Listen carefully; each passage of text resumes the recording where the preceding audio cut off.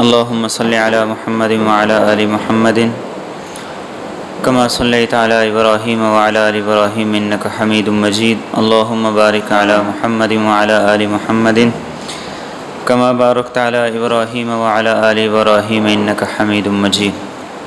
اعوذ باللہ من الشیطان الرجیم. بسم اللہ الرحمن الرحیم. سورہ سجدہ مکی صورت ہے، 30 آیات پر مشتمل ہے.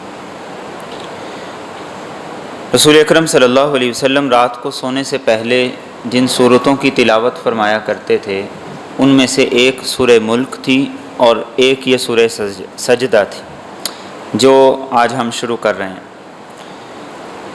اور رسول اکرم صلی اللہ علیہ وسلم جمعہ کے دن فجر کی نماز کی پہلی رکعت میں سورۃ سجدہ کی تلاوت کرتے تھے اور دوسری رکعت میں سورۃ الانسان، سورۃ الدہر جسے کہتے ہیں، اس کی تلاوت فرمایا کرتے تھے. ان صورتوں کی رات کو سونے سے پہلے تلاوت یا جمعہ کے دن فجر کی نماز میں تلاوت یہ ایک خاص سبق رکھتی ہے. سارے دنوں میں سے جمعے کا دن یہ سردار ہے، اور جمعے کے دن کی جو نمازیں ہیں ان نمازوں میں سے فجر کی نماز بڑی اہمیت والی ہے. عام حالات میں بھی فجر کی نماز کی بڑی تاکید رسول اکرم صلی اللہ علیہ وسلم نے فرمائی. تو گویا کہ جمعہ کے دن فجر کی نماز کے اندر اس سورہ مبارکہ کی تلاوت دراصل انسان کو یاد دہانی ہے ان صفات اور ان خوبیوں کی طرف جن کا اس سورہ مبارکہ کے اندر ذکر کیا گیا ہے، کہ اس سورہ مبارکہ کے اندر جو صفات ہیں، جو خوبیاں ہیں، ان صفات اور خوبیوں کو اپناؤ. اور اس سورہ مبارکہ میں جن چیزوں سے خبردار کیا گیا ہے خود کو ان سے باز رکھو، خود کو ان سے دور رکھو. اور رات کو سونے سے پہلے تلاوت میں بھی یہی حکمت ہے کہ سونے سے پہلے جب انسان تلاوت کرے تو اس کے سامنے اس سورہ مبارکہ کے مضامین، اس کے مفاہیم ہوں، اور وہ ان کے مضامین کو، اس کے مفہوم کو سامنے رکھ کے جب تلاوت کرے گا تو یقیناً اس کے اندر دن بدن بہتری آئے گی جب وہ اپنا جائزہ لے گا، جب وہ اپنا احتساب کرے گا. ویسے تو قرآن کریم کی اور بہت سی صورتیں ہیں کہ جن کے اندر سجدہ کی آیات ہیں. 14 قرآن کریم کے اندر ایسی آیات ہیں جن کو پڑھ کے سجدہ کرنا واجب ہو جاتا ہے. کوئی آدمی پڑھے تو بھی سجدہ واجب ہو جاتا ہے، کوئی سنے تو بھی سجدہ واجب ہو جاتا ہے. لیکن صرف اس سورہ مبارکہ کا نام سورۃ السجدہ رکھا گیا ہے اس لیے کہ اس میں سجدے کا معنی اور سجدے کا ذکر اور اس کا حکم ایک خاص کیفیت کے اندر آیا ہے جس کیفیت کا دوسری سورہ مبارکہ کے اندر ذکر نہیں. تو سورہ ملک کی تو تلاوت ہم کرتے ہیں سونے سے پہلے، تو ہو سکے تو روزانہ، نہیں تو کبھی کبھار اس سورہ مبارکہ کی بھی تلاوت کر لیا کریں تاکہ سنت ادا ہو جائے. امام احمد بن حنبل رحمۃ اللہ علیہ ائمہ اربعہ میں سے ایک ہیں. آپ کی کتاب مسند امام احمد بہت مفصل کتاب ہے. حدیث طیبہ پر آپ کی یہ کتاب 20 جلدوں پر، 20 والیوم پر مشتمل ہے. امام احمد رحمۃ اللہ علیہ خود فرمایا کرتے تھے کہ اس میری کتاب میں کوئی ایک حدیث ایسی نہیں ہے جس پہ میں نے عمل نہ کیا ہو. کوئی ایک حدیث بھی ایسی نہیں ہے جس پہ میں نے عمل نہ کیا ہو. عمل کرنے والے کے لیے بہت سے راستے ہیں، عمل کرنے والے کے لیے بہت سی گنجائش ہے، وقت کے اندر بھی، عمر کے اندر بھی. لیکن جس نے نہیں کرنا وہ فرصت کے باوجود نہیں کر سکتا، وہ صحت کے باوجود نہیں کر سکتا، وہ فراغت کے باوجود نہیں کر سکتا. تو ہمیں بھی یہ چاہیے کہ جو احادیث طیبہ ہماری نظر سے گزریں حد الوسع ان پر عمل کرنے کی کوشش کریں. ارشاد فرمایا الف لام میم اللہ اعلم بمرادہ. تنزیل الکتاب، یہ کتاب نازل کی گئی ہے، لا ریب فیہ، اس میں کوئی شک نہیں، من رب العالمین، تمام جہانوں کے پروردگار کی طرف سے. بہت سی سورہ مبارکہ ایسی ہیں کہ جن کے اندر اس بات سے آغاز کیا گیا ہے کہ یہ کتاب اللہ کی طرف سے نازل کی گئی ہے. یہ کتاب اس ذات کی طرف سے نازل کی گئی ہے جو عزیز ہے، حکیم ہے، رحمان ہے، رحیم ہے. لیکن یہاں پر درمیان میں ایک اور جملہ ہے لا ریب فیہ. اس کتاب کے اللہ کی کتاب ہونے میں کوئی شک نہیں۔ کیوں شک نہیں ہے؟ اس لیے کہ رسول اکرم صلی اللہ علیہ وسلم نہ لکھنا جانتے تھے نہ پڑھنا جانتے تھے۔ اس کے باوجود آپ ہزاروں سال پہلے کے واقعات جو انبیاء کے ساتھ پیش آئے، آپ اسے بالکل ویسے ہی لوگوں کو بتایا کرتے تھے، سنایا کرتے تھے جیسا کہ آپ عینی شاہد ہیں۔ اور لا ریب فیہ کا ایک اشارہ اس بات کی طرف بھی ہے کہ اس کتاب کے اندر نہ شاعروں والی باتیں ہیں، نہ کاہنوں والی باتیں ہیں، نہ مجنونوں والی باتیں ہیں، بلکہ اس کتاب کی ایک ایک آیت ایسی ہے جو انسان کو فکر کی، سوچ کی، عمل کی دعوت دیتی ہے۔ اور لا ریب فیہ میں ایک اشارہ اس بات کی طرف بھی ہے کہ یہ کتاب اگر رسول اکرم صلی اللہ علیہ وسلم نے اپنی طرف سے بنا کے لوگوں کو پیش کی ہوتی تو آج تک اس کتاب کا کوئی توڑ نکل آتا، اس کتاب جیسی کوئی اور کتاب آ جاتی۔ بلکہ قرآن کریم نے تو کئی چیلنج کیے، جن میں سے آخری یہ تھا کہ پورا قرآن نہیں بنا سکتے، ایک سورت نہیں بنا سکتے، تو کم از کم ایک آیت تو اس قرآن جیسی بنا کے دکھاؤ۔ اور جنہوں نے بنائی تو لوگوں نے ان کا مذاق اڑایا۔ ایک طرف قرآن کریم کی سورہ مبارکہ ہے القارعہ ملقارعہ وما ادراک ملقارعہ، کھڑکھڑانے والی قیامت۔ اور کیا ہے وہ کھڑکھڑانے والی قیامت؟ تجھے کیا خبر، کیا علم کہ اس قیامت کی ہولناکی اور اس کی تباہی وہ کیسی ہوگی؟ اور اس کے مقابلے میں کیا لایا گیا؟ الفیل ومل فیل وما ادراک مل فیل، کہ ہاتھی کیا ہوتا ہے، تجھے کیا پتہ ہاتھی کیا ہوتا ہے۔ یہ قرآن کریم کے مقابلے میں کلام بنائے، یعنی ایسا نہیں ہے کہ بنائے نہیں ہیں، انہوں نے کیا، لیکن جب لوگوں نے سنا تو ایسے ہی ہنسے جیسے آپ لوگ ہنسے۔ تو فرمایا لا ریب فیہ، اس کتاب کو پڑھنے والا، اسے سننے والا، اگر اس کے اندر تعصب نہیں ہے، اس کے اندر ضد، اناد، ہٹ درمی نہیں ہے، تو وہ کہے گا کہ یہ اللہ کی کتاب ہے۔ اور پھر وقت گزرنے کے ساتھ ساتھ کائنات کی پرانی دریافت شدہ جتنی چیزیں ہیں وہ ساری کی ساری اپنی قدر و قیمت کھوتی جاتی ہیں۔ آپ دیکھیں کہ کبھی بڑی بڑی ٹیوب لائٹیں ہوا کرتی تھی، اب بڑی سے وہ سمارٹ ہونا شروع ہو گئی، پھر انرجی سیور آ گئے، LED آ گئی، پھر SMD آ گئی، اب اس سے آگے بات چل رہی۔ لیکن یہ قرآن جو آج سے 1400 سال پہلے میرے اور آپ کے نبی صلی اللہ علیہ وسلم کے قلب اطہر پہ نازل ہوا، آج بھی جب دنیا اس کتاب کو پڑھتی ہے تو اس کو ویسے ہی زندہ اور جاوید پاتی ہے جیسے آج سے 1400 سال پہلے تھی۔ بلکہ ایک یہودی نے ابھی حالیہ، اور وہ ان کی اچھی تربیت کرے، ان کے حقوق کا خیال رکھے اور ان کی پھر شادی کر دے تو میں اور وہ جنت میں اکٹھے ہوں گے۔ یا ایک دوسری روایت کے اندر ہے کہ یہ تربیت، یہ اس کی خدمت اس کے لیے جہنم سے بچاؤ کا ذریعہ بن جائے گی۔ اس نے یہ حدیث کوٹ کی ہے، اور حدیث کوٹ کر کے نیچے یہ لکھا ہے اس ذات کی قسم جس کے قبضے کے اندر موسیٰ علیہ السلام کی جان ہے، جس نے موسیٰ علیہ السلام کو تورات دے کے بھیجا ہے، اگر مسلمان رسول اکرم صلی اللہ علیہ وسلم کی آدھی تعلیمات پر بھی عمل کر لیں تو دنیا کے اندر کامیاب ہو جائیں۔ یہ ایک یہودی ہے جو یہ حدیث مبارکہ کوٹ کر کے اور نیچے یہ بات لکھ رہا ہے۔ تو لا ریب فیہ یہ ایسی کتاب ہے جو آج بھی زندہ اور جاوید ہے، جس کی تعلیمات، جس کی اندر آنے والی ہدایات، جس کے احکامات آج بھی زمانے کے تقاضوں کے ساتھ ہم آہنگ ہیں، بلکہ جتنی ترقی زیادہ ہوتی جا رہی ہے اتنا اس کتاب کی طرف لوگوں کا رجحان بڑھتا چلا جا رہا ہے۔ اور فرمایا ام یقولون افترا، کیا یہ لوگ کہتے ہیں کہ پیغمبر نے اس کو خود بنا لیا ہے؟ بل هو الحق من ربک، نہیں بلکہ یہ تیرے رب کی طرف سے برحق ہے۔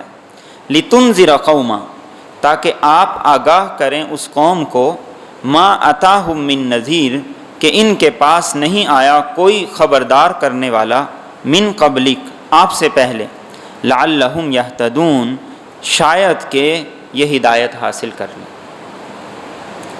بنی اسرائیل میں بہت سے پیغمبر آئے، لیکن عرب کی طرف اور خاص طور پر مکہ کے اور قریش کے جو عرب تھے، ان کی طرف جو سب سے پہلے نبی آئے تھے وہ حضرت ہود تھے اور حضرت صالح علیہ السلام تھے۔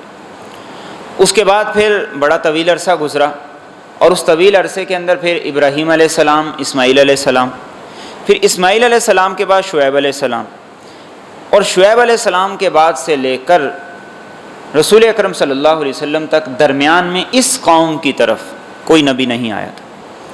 تو فرمایا آپ کو ان کی طرف بھیجا ہے، آپ سے پہلے ان کے پاس کوئی نذیر، کوئی خبردار کرنے والا نہیں آیا تاکہ ان لوگوں کو ہدایت ملے۔ اور انذار کا معنی ہوتا ہے عربی زبان کے اندر کسی کو انجام سے خبردار کرنا، خوف دلانا، ڈر دلانا، کہ دیکھو تمہارا انجام یہ ہوگا۔ جیسے ہم بچوں کو کہتے ہیں اگر پڑھو گے نہیں تو فیل ہو جاؤ گے، تو انذار کا مطلب یہی ہے کہ انبیاء ایسے طریقے سے لوگوں کو خبردار کرتے تھے، ایسے طریقے سے لوگوں کو ڈراتے تھے کہ اگر تم نہیں عمل کرو گے تو اس کا انجام بہت بھیانک ہوگا، اس کا رزلٹ بہت برا نکلے گا۔ اس کے بعد فرمایا اللہ الذی خلق السماوات والارض، اللہ وہ ذات ہے جس نے پیدا کیا آسمانوں کو اور زمین کو، وما بینہما، اور جو کچھ ان دونوں کے درمیان ہے، فی ستۃ ایام، 6 دن میں، ثم استوی علی العرش، پھر وہ عرش پر جلوہ افروز ہوا، ما لکم من دونہ، نہیں ہے تمہارا اس کے علاوہ، من ولی ولا شفیع، نہ کوئی دوست اور نہ کوئی سفارش کرنے والا، افلا تتذکرون، تو پھر کیوں تم نصیحت نہیں حاصل کرتے۔ یہ اللہ رب العزت کی قوت، قدرت اور پاور کا ذکر ہے۔ ہم عمومی معاشرے کے اندر رویہ یہ دیکھتے ہیں کہ جس آدمی کے پاس کوئی عہدہ ہو، جس کے پاس کوئی طاقت ہو، تو لوگ اس سے تعلق بنانا چاہتے ہیں، لوگ اس سے بگاڑنا نہیں چاہتے، اس سے خراب نہیں کرنا چاہتے۔ لالچ کیا ہے؟ ہو سکتا ہے کل کو کام آ جائے۔ لالچ کیا ہے؟ ہو سکتا ہے کہ اس آدمی سے کل کو کوئی مفاد ہو۔ تو اللہ رب العزت قرآن کریم میں اپنی قدرت، اپنی صنعت، اپنی پاور اور طاقت کا بار بار ذکر اس لیے کرتے ہیں کہ بندے اللہ کی قدرت اور اس کی طاقت کو سمجھ جائیں۔ تو فرمایا آسمانوں کو پیدا کیا، زمین کو پیدا کیا، اور جو کچھ ان دونوں کے درمیان ہے 6 دن کے اندر۔ 6 دن کے اندر ترتیب کیا تھی اس کا تفصیلی ذکر سورۃ فصلت میں آئے گا۔ اللہ رب العزت تو ایک امر کن سے سب کچھ کر سکتے ہیں، لیکن یہ 6 دن کا ذکر کس لیے ہے؟ یہ بار بار اس لیے کیا جاتا ہے تاکہ انسان اپنی دنیاوی امور میں، دنیاوی معاملات کے اندر جلد بازی کا شکار نہ ہو۔ اللہ رب العزت نے اس کتاب کو بھی یکدم نہیں نازل کیا، تدریجاً نازل کیا۔ اس کائنات کو بھی امر کن سے نہیں بنایا، تدریجاً بنایا ہے، اور اس میں سبق ہے کہ اس دنیا کے امور میں، ان معاملات کے اندر جلد بازی نہ کرنا، بلکہ تدریج کے ساتھ آہستہ آہستہ اپنے معاملات کو سر انجام دینا اور ان کو لے کر چلنا۔ اور فرمایا وہ عرش پہ جلوہ افروز ہے۔ یہ اللہ نے ہمیں قرآن کریم میں بتایا، اس کی کیفیت کیا ہے یہ مجھے اور آپ کو نہ بتایا گیا ہے، اور نہ ہی یہ وہ چیز ہے کہ جس کے بارے میں جاننا دین کی ضروریات میں سے ہو۔ اور فرمایا کہ اگر اللہ تمہیں چھوڑ دے تو پھر نہ کوئی تمہارا دوست ہو، نہ کوئی سفارشی ہو، جن کو تم سمجھتے ہو کہ یہ ہمارے کام آئیں گے، ہمارے دوست ہیں، ہمارے مددگار ہیں، فرمایا یہ کوئی کسی کے کام نہیں آئے گا۔ اس کے بعد فرمایا یدبر الامر من السماء الی الارض، وہ تدبیر کرتا ہے تمام امور کی، آسمان سے زمین تک، ثم یعرج الیہ، پھر یہ معاملہ اس کی طرف چڑھتا ہے، فی یوم کان مقدارہ، اس دن میں کہ جس کی مقدار الف سنہ، 1000 سال ہے، مما تعدون، ان برسوں میں سے جن کی تم گنتی کرتے ہو۔ یہ بھی اللہ رب العزت کی تدبیر کا ذکر ہے۔ تدبیر کہا جاتا ہے کہ کسی معاملے کو آپ اس انداز سے ترتیب دیں، اس انداز سے لے کے چلیں کہ آپ کے سامنے اس کا انجام ہو، کہ اس کا انجام کیا ہوگا، اس کا رزلٹ کیا ہوگا۔ آپ کوئی کاروبار کرتے ہیں، انویسٹ کرتے ہیں، تو آپ کے سامنے اس کے رزلٹس، اس کے نتائج ہوتے ہیں، تو آپ انویسٹ کرتے ہیں۔ تدبیر کا معنی بھی یہی ہے کہ اللہ رب العزت جس معاملے کی بھی تدبیر کرتے ہیں اس معاملے کا انجام، اس کی شکل، اس کے رزلٹ، اس کے نتائج سب اللہ کے علم میں ہوتے ہیں۔ اور فرمایا تدبیر کسی ایک چیز کی نہیں، من السماء الی الارض، آسمان سے لے کر زمین تک ایک ایک چیز کی تدبیر اللہ رب العزت کرتے ہیں، ایک ایک معاملے کا کنٹرول وہ اللہ رب العزت کے پاس ہے۔ اور فرمایا پھر یہ سارے معاملے مکمل ہو کر ان کی فائل، ان کی کارکردگی اللہ کے پاس پہنچتی ہے۔ اور اللہ کے پاس پہنچنے کی ترتیب کیا ہے؟ فی یوم کان مقدارہ الف سنہ، فرمایا کہ ایک دن اللہ کے ہاں وہ اتنا ہے جتنا تمہارے ہاں 1000 سال ہیں، یعنی تمہارے 1000 سال ہیں، اللہ کے ہاں وہ ایک دن ہے۔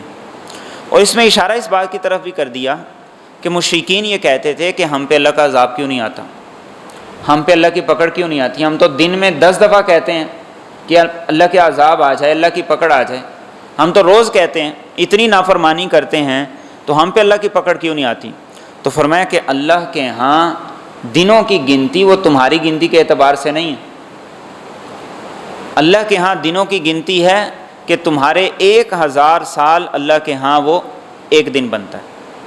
اور اسی آیت کریمہ کی ایک تفسیر یہ بھی کی گئی ہے کہ اللہ رب العزت کے ہاں سے 1000 سال کے جو امور ہیں وہ ایڈوانس فرشتوں کے حوالے کر دیے جاتے ہیں۔ 1000 سال میں جن لوگوں کی موت ہوگی، جو بارشیں ہوں گی، جو طوفان ہوں گے، جو فصلیں ہوں گے، جن لوگوں نے پیدا ہونا ہے، یہ تدبیر اللہ رب العزت 1000 سال کی فرشتوں کے سپرد کر دیتے ہیں۔ اور جو پچھلا ریکارڈ ہے وہ فرشتے اللہ رب العزت کے ہاں آ کر درج کروا دیتے ہیں۔ اور ایک رائے یہ ہے کہ یہ 1000 سال سے مراد ہے قیامت کا دن۔ قیامت کا دن، ایک دن جو قیامت کا ہوگا وہ اتنا ہوگا جتنا دنیا کے 1000 سال ہیں۔ لیکن اس کے ساتھ اگر قرآن کریم کی ایک اور آیت کو دیکھیں، اور جو عموماً ہم سنتے ہیں، اس میں یہ سنا جاتا ہے کہ قیامت کا ایک دن 50,000 سال کا دن۔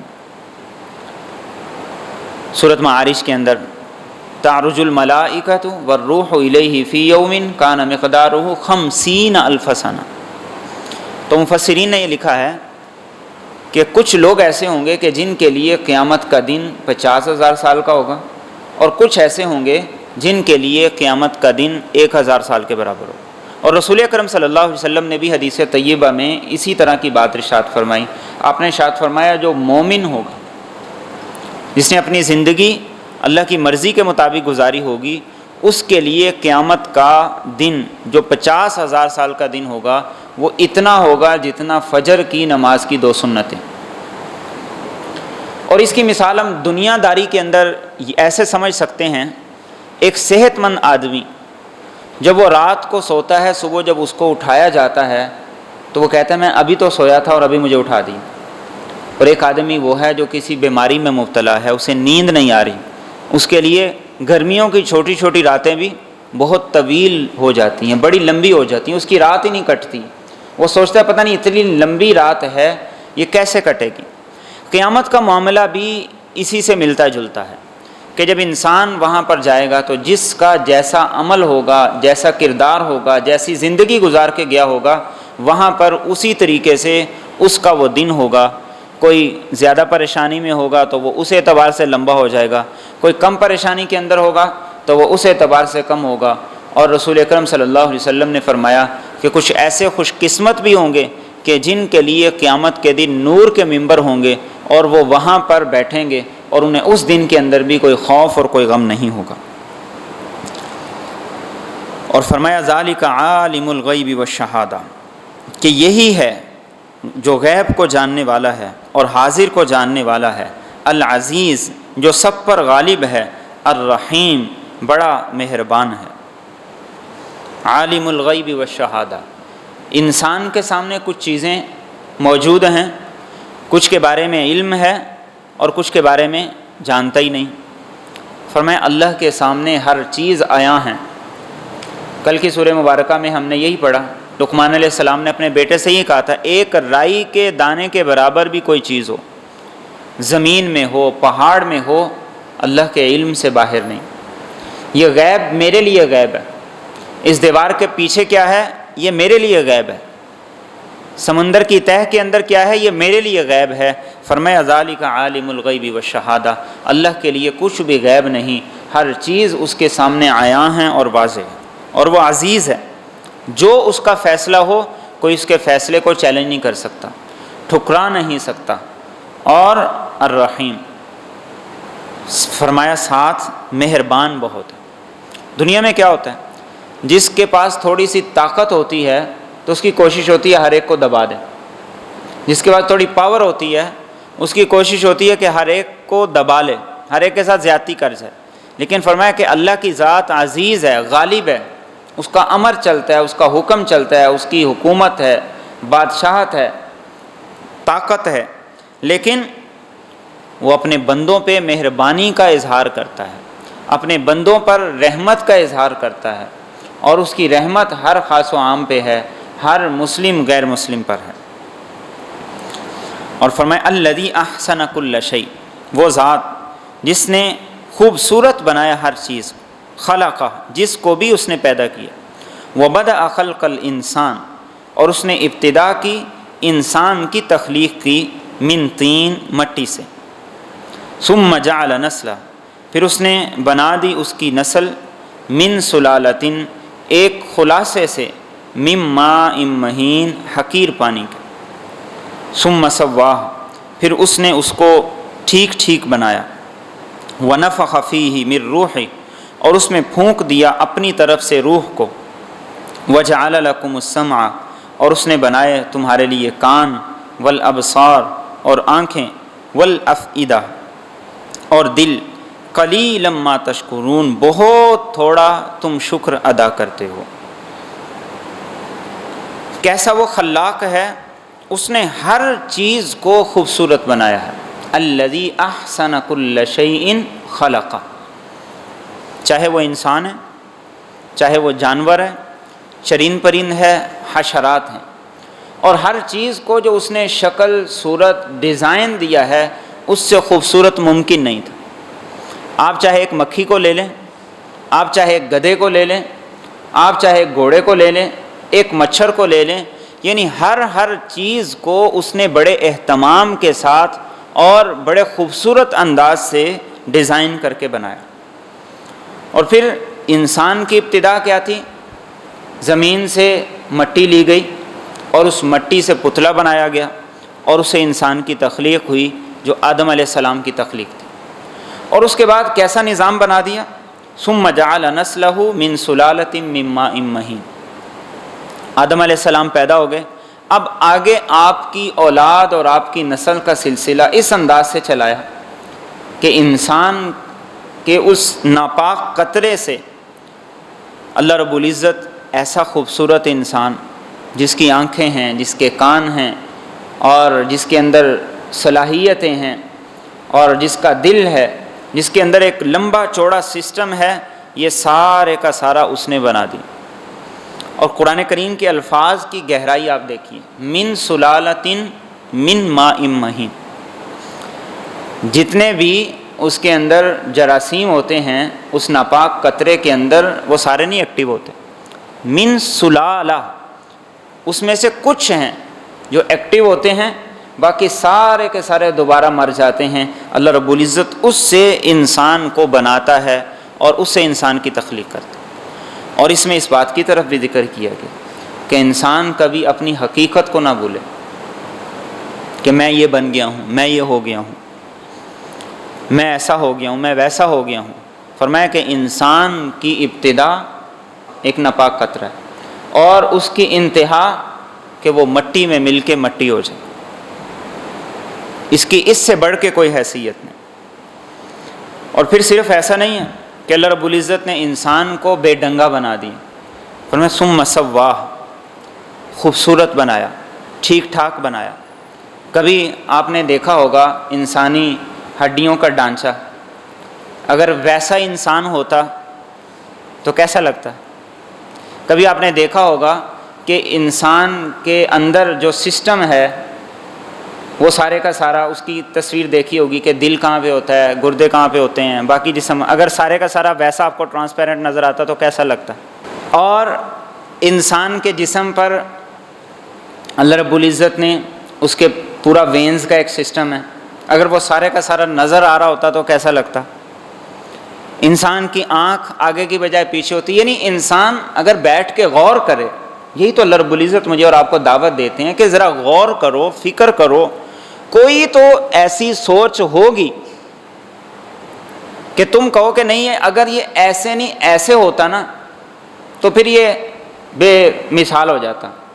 نہیں، اس نے بنایا ہی نہیں ہے، بلکہ بنا کے ایسا خوبصورت ڈیزائن دے دیا، ایسی خوبصورت شکل بنا دی، اس لیے وہ کیا ہے؟ هو اللہ الخالق البارئ المصور۔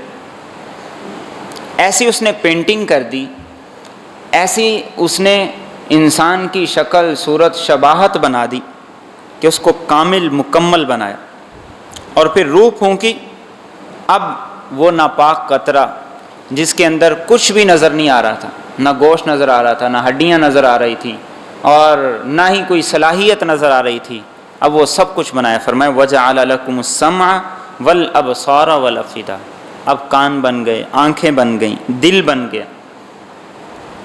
اب جب یہ اتنا کچھ مل گیا ہے تو تم نے اس کے عوض اللہ کو کیا پے کیا؟ تم نے اس کے عوض اللہ کا کیا شکر ادا کیا؟ انسان یہ سمجھتا ہے کہ یہ میری باڈی، یہ میری ہے اور یہ مجھے فری میں مل گئی، لہذا اب اس کا میں جیسے مرضی استعمال کروں، جو مرضی کروں۔ نہیں، ایسا نہیں ہے۔ اللہ رب العزت نے انسان کو اپنی عنایت سے یہ ساری نعمتیں دی ہیں، لیکن اس کے عوض اس سے مطالبہ بھی ہے۔ آپ کی شوگر تھوڑی سی اونچ نیچ ہو جائے، بلڈ پریشر میں تھوڑی سی اونچ نیچ ہو جائے، ڈاکٹر کے پاس جاتے ہیں، فیس دیتے ہیں، ٹیسٹ کرواتے ہیں، میڈیسن لیتے ہیں۔ ایک تھوڑی سی اونچ نیچ پر آپ نے یہ پے کیا ہے ڈاکٹر کو، تو جس نے یہ ساری چیزیں تخلیق کر کے آپ کو فراہم کی ہیں، آپ کو دی ہیں، آپ نے اس کو کیا پے کیا؟ آپ نے اس کو اس کے عوض کیا دیا ہے؟ آنکھ اس نے تمہیں بنا کے دی، کان اس نے تمہیں دیے، دل اس نے تمہیں دیا ہے۔ اب ہارٹ کے جو پیشنٹ ہیں، روٹین کی میڈیسن چلتی ہے، بڑے بڑے پرہیز چلتے ہیں، ڈاکٹرز کو جتنا پے کرتے ہیں، سوال یہ ہے کہ ان نعمتوں کے عوض اللہ رب العزت کو ہم نے کیا پے کیا؟ آنکھ کا کیا پے کیا؟ کان کا کیا پے کیا ہے؟ دل کا کیا پے کیا؟ اور یہ پے کرنا یہی شکر ہے۔ اسی لیے ساتھ ہی فرما دیا قلیلا ما تشکرون، بہت تھوڑا تم شکر ادا کرتے ہو، بہت تھوڑا تم شکر ادا کرتے ہو۔ کبھی پریکٹس کر کے دیکھیں، 1 گھنٹے کے لیے، 1 گھنٹہ چلے زیادہ ہے، 15 منٹ کے لیے پریکٹس کر کے دیکھیں کہ آپ بلائنڈ ہیں، آپ نے آنکھیں بند کی ہوئی ہیں اور آپ کو نظر کچھ نہیں آ رہا، آپ نے یہاں سے باہر جانا ہے، اپنے بیڈ سے اٹھ کے واش روم تک جانا ہے، واش روم سے ہو کے پھر واپس آنا ہے، احساس ہوگا کہ آپ کے پاس کتنی عظیم نعمت ہے۔ ایک ٹرانسپلانٹ کے لیے کیا لوگ اپنی جائیدادیں نہیں بیچ دیتے؟ زندگی کی جمع پونجی نہیں لگا دیتے؟ اور بسا اوقات تو سب کچھ لگا کے بھی انسان نہیں بچتا، تو ہم اللہ کو کیا دے رہے ہیں اس آنکھ کے عوض؟ بلکہ ہم بجائے اس کے کہ شکر گزار بنتے، ہم الٹا اس کام، اس آنکھ کو، اس کان کو، اس دل کو اس کی نافرمانی میں استعمال کر، آنکھ کو بھی نافرمانی میں، کانوں کو بھی نافرمانی میں، دل کو بھی نافرمانی۔ دل کا شکر کیا ہے؟ دل کا شکر تو یہ تھا کہ آپ اس دل کو پاکیزہ بناتے، اس کے اندر اللہ کی محبت ہوتی، اس کے رسول کی محبت ہوتی، نیک لوگوں کی محبت ہوتی، اچھی صفات، اچھی خوبیوں کی محبت ہوتی۔ لیکن اس دل کے اندر کیا ہے؟ اس کی بھی نفرت ہے، اس کے بارے میں حسد ہے، اس کے بارے میں بغض ہے، اس کے بارے میں عداوت ہے۔ تو یہ دل کا شکر نہیں ہے، یہ دل کی ناشکری ہے۔ آنکھ، اس کا شکر کیا تھا کہ آپ اس آنکھ سے آسمان کو دیکھتے تو آپ کی زبان سے نکلتا واو اتنا بڑا آسمان، وہ بنانے والا کیسا خوبصورت ہوگا. ایسی ہماری عقل پہ پردہ ہے. لیکن اللہ کہتے ہیں کہ میں نے تمہیں اتنی بڑی بڑی نعمتیں دی ہیں, تمہاری زبان سے کبھی نکلا ہی نہیں سبحان اللہ, تمہاری زبان سے کبھی نکلا ہی نہیں الحمدللہ. تم نے کبھی میری ان نعمتوں کو جانا ہی نہیں, محسوس ہی نہیں کیا. محسوس کرے تو انسان کی زبان سے کچھ نکلے نا. یعنی شکر کا جو پہلا مرحلہ ہے کہ ہم نے ان نعمتوں کو محسوس ہی نہیں کیا کہ یہ دی کس نے ہے. نعمت کو محسوس کرنا, اس کا اعتراف کرنا اور زبان سے اس کا شکر ادا کرنا, پھر عمل سے اس کا شکر ادا کرنا, یہ چیز ہے جو اللہ رب العزت مجھ سے اور آپ سے چاہتے ہیں. اسی لیے یہ شکوہ ہے اللہ رب العزت کا, قلیلا ما تشکرون, بہت تھوڑا تم شکر ادا کرتے ہو, بہت تھوڑا. ایک آدمی یہ دعا کر رہا تھا کہ اللہ مجھے ان لوگوں میں شامل کر جو تیرے بندوں میں بہت تھوڑے ہیں. حضرت عمر رضی اللہ تعالیٰ عنہ نے کہا یہ کیسی عجیب دعا کر رہے ہو, اللہ کے بندے تو بے شمار ہیں. تو اس نے کہا کہ اللہ رب العزت قرآن کریم میں فرماتے ہیں قلیل من عبادی الشکور, میرے بندوں میں سے شکر گزار بڑے تھوڑے ہیں. شیطان نے بھی تو یہی چیلنج کیا تھا, ولا تجد اکثرهم شاکرین, اکثر نا شکر گزار ہوں گے. یہ میرا چیلنج ہے. شیطان نے اللہ رب العزت کو یہی چیلنج کیا تھا. آج صبح سے لے کر اب تک ہم دیکھیں ہم نے کان کا کیا شکر ادا کیا, زبان کا کیا شکر ادا کیا, آنکھوں کا کیا شکر ادا کیا, دل کا کیا شکر ادا کیا. اور ان نعمتوں کے عوض ہم نے اپنے دل سے, اپنے زبان سے, اپنے عمل سے کیا کیا شکر ادا کیا. آج ہمارا موبائل ہمیں بتاتا ہے کہ آپ کے موبائل میں سے انٹرنیٹ کا کتنا ڈیٹا یوز ہو گیا. 4 بجے سے 5 بجے تک اتنا ہوا, 5 بجے سے 7 بجے تک اتنا ہوا. کون سی ایپس ایسی ہیں جو زیادہ ڈیٹا یوز کر رہی ہیں, آپ کے موبائل کی بیٹری کو کون سی ایپس ایسی ہیں جو زیادہ یوز کر رہی ہیں. ہر چیز کا ڈیٹا نکل رہا ہے یا نہیں نکل رہا. 3 ماہ کی جو شوگر ہے پچھلے 3 ماہ کے, اس کے ٹیسٹ ہو رہے ہیں یا نہیں ہو رہے. تو کیا میرے اور آپ کے جسم کے اعضاء, آنکھیں, کان, دل, ان کا اللہ کے یہاں کوئی ڈیٹا نہیں؟ اگر انسان اتنی ترقی کر سکتا ہے کہ وہ ان ساری بیماریوں کے پچھلے ریکارڈ ایک ٹیسٹ سے نکال لے, تو ذرا آنکھیں بند کر کے سوچیں کہ میری آنکھ کا جب ڈیٹا نکلے گا تو وہ کیا کیا نکلے گا. میرے دل کا جو ڈیٹا نکلے گا وہاں کیا کیا نکلے گا. میری زبان کا جب ڈیٹا نکالا جائے گا تو وہاں سے کیا کیا نکلے گا. اور اس میں شکر کتنے % ہوگا. آج ہماری ساری فکر ہے ظاہری صحت کی طرف, ظاہری چیزوں کی طرف. اس چیز کو کہ ہمارا بلڈ پریشر ہے, زیادہ ہوتا ہے یا کم ہوتا ہے, اس کو تو ہم بیماری سمجھتے ہیں, لیکن حسد کو ہم نے آج تک بیماری سمجھا ہی نہیں. بغض کو ہم نے آج تک بیماری سمجھا ہی نہیں. بد نظری کو ہم نے آج تک بیماری سمجھا ہی نہیں. غیبت, چغلی کرنے سننے کو ہم نے آج تک بیماری سمجھا ہی نہیں. تو المیہ کی بات یہ ہے کہ ہم بجائے اس کے کہ شکر ادا کرتے, ہم خسارے کے اندر جا رہے ہیں, ہم مائنس کے اندر جا رہے ہیں. تو یہی اللہ رب العزت کا شکوہ ہے, قلیلا ما تشکرون, بہت کم, بہت تھوڑا تم شکر ادا کرتے. تو ابھی اللہ نے مجھے اور آپ کو مہلت دی ہے, ہر چیز کے استعمال کو درست کر لیں, ہر چیز کے استعمال کو درست کر لیں. توبہ کریں, اللہ کی طرف رجوع کریں, اللہ سے بار بار سوال کریں, اللہ سے بار بار مانگیں, تو دیکھیں پھر اللہ رب العزت کیسے راستے نکالتا ہے, پھر اللہ رب العزت کیسے میرے اور آپ کی ترجیحات کو تبدیل کرتا ہے. اور جب ترجیحات تبدیل ہو جاتی ہیں تو پھر انسان کا مزاج تبدیل ہو جاتا ہے, جس کی میں نے آپ کو پہلے بھی مثال دی. پھر انسان کو بدبو لگتی, پھر انسان کو بدبو میں کھڑے ہو کے مزہ نہیں آتا. اور اگر مزاج ہی خراب ہو گیا ہو تو پھر انسان کو یہ نہیں پتہ چلتا کہ میں برفی کھا رہا ہوں یا مٹی کھا رہا ہوں، پھر انسان کو یہی نہیں پتہ چلتا کہ میں پاکیزہ ماحول کے اندر ہوں یا ناپاک ماحول کے اندر ہوں۔ اس کے بعد آگے فرمایا وَقَالُوا أَإِذَا ضَلَلْنَا، اور ان مشرکین نے یہ کہا کیا جب ہم کھو جائیں گے فی الارض زمین میں، أَإِنَّا لَفِي خَلْقٍ جَدِيدٍ، تو کیا ہم نئی پیدائش کے اندر پیدا کیے جائیں گے، بل ہم بلقاء ربہم، بلکہ یہ اپنے رب کی ملاقات کا کافرون انکار کرتے ہیں۔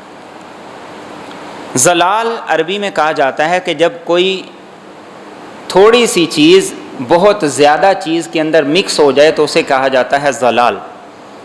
جیسے آٹا ہوتا ہے، اس کے اندر نمک ڈال دیں تو وہ گم ہو جاتا ہے، تو وہ یہی کہتے تھے کہ انسان تو مٹی کے اندر چلا گیا، منو مٹی اس کے اوپر ڈال دی گئی، وہ سارا کچھ عرصے کے بعد مکس اپ ہو کے ختم ہو کے فنا ہو کے گم ہو گیا، اب یہ کیسے دوبارہ زندہ ہوگا، اب اس کی دوبارہ پیدائش کیسے ہوگی؟ تو اللہ رب العزت نے فرمایا کہ اصل بات یہ نہیں ہے کہ تم اس بات پہ یقین نہیں رکھتے، اصل بات یہ ہے کہ تم ڈرتے اس بات سے ہو کہ اگر ہم نے یہ مان لیا کہ کل قیامت ہوگی تو سب کچھ چھوڑنا پڑے گا۔ تم چاہتے ہو ہم عیش کریں، مرضی کی زندگی گزاریں، موج کریں، اور اس موج کو اور اس مستی کو جاری رکھنے کے لیے اور مرضی کی زندگی گزارنے کے لیے تم کہتے ہو قیامت ہے ہی نہیں، یا تم کہتے ہو قیامت آئے گی تو دیکھی جائے گی، یا تم کہتے ہو کہ جہاں اور لوگ اتنے جہنم میں جائیں گے تو پھر میں بھی چلا جاؤں گا، جہاں اور اتنے لوگ کر رہے ہیں اگر میں بھی کر لوں گا تو کوئی فرق نہیں پڑے گا۔